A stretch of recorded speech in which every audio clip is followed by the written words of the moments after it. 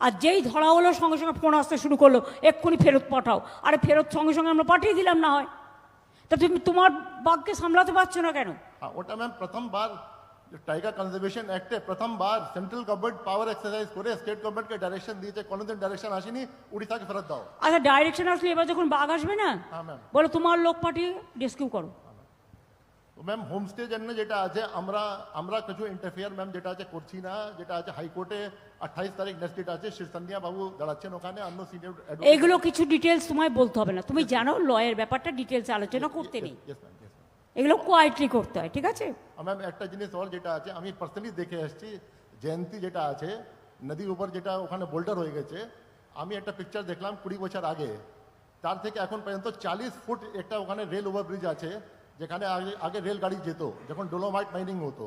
ও rail এখন বন্ধ হয়ে গেছে 1980 পরে যখন ফরেস্ট কনজারভেশন অ্যাক্ট আসলো।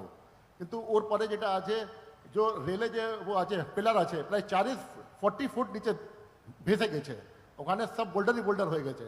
তো আমিও আচ্ছা ওটা ছেড়ে দাও, ওটা সিএস একটা পলিসি করছে। সুমন তোমার কিছু বলার আছে? খুব অল্পে। দিদি ফরেস্টটা নিয়ে এটা আপনি যেভাবে হোমস্টেকে গুরুত্ব দিয়েছেন, এটা সত্যি যে আমাদের ওই বাঘের নিয়মের জন্য খুব আটকে যাচ্ছি। এই রাজা ভাত খাওয়াতে পর্যটকদের ঢুকতে গাড়ি নিয়ে প্রচুর টাকা দিতে হয়। আর কেন কেন পর্যটকদের ঢুকতে টাকা দিতে হয় কেন?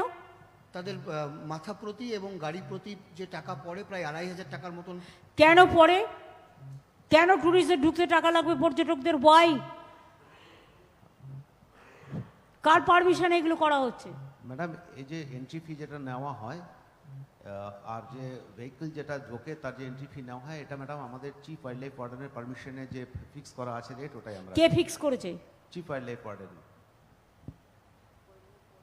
সিডব্লিউএলডব্লিউ chief wildlife warden, PCCF wildlife. তো তারা গভর্নমেন্টকে জানাবে না? তো কি জমিদারি নাকি, গায়ের জোর? ফরেস্ট কি মানে গভর্নমেন্টের বাইরে, সরকারের বাইরে? গভর্নমেন্টের কাছে পাঠাবে যদি কোনো ফিস বাড়ায়, ইমিডিয়েট ওটাকে চেঞ্জ করে দাও। পর্যটকদের জন্য কোনো ফিস হবে না, ক্যাবিনেট মিটিং করে ডিসাইড করো। আর দিদি কেন পর্যটক আসবে আপনার ওখানে? আপনি যদি 2500 টাকা তার কাছে ফিস নিয়ে নেন। আমরা নিই না এখনো জলের ওপর ট্যাক্স, সব রাজ্য নেয়, কেন নেবেন?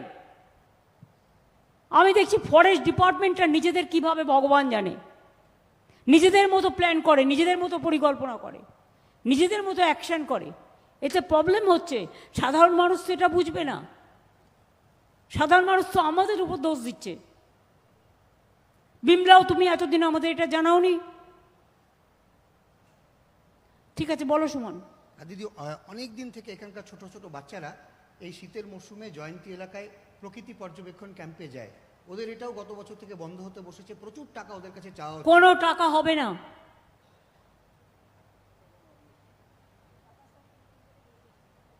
আমরা 5-6 দিনের মধ্যে দেখে নেব। এটাই এদিকটা করলে তাহলে আমাদের হোম ট্যুরিজম। আমি দেখে নিচ্ছি, হোম ট্যুরিজম বাড়াতে হবে, আমি দেখে নিচ্ছি। ওখানকার মানুষদের কাজ নেই, কাজ দিতে হবে। আমরা দেশে হোম ট্যুরিজমে প্রথম হয়েছি আমাদের এই রাজ্য। খুব ভালো, খুব ভালো। প্রকাশ অল্পে বলো। নমস্কার দিদি। অ্যাকচুয়ালি প্রবলেম ফরেস্টের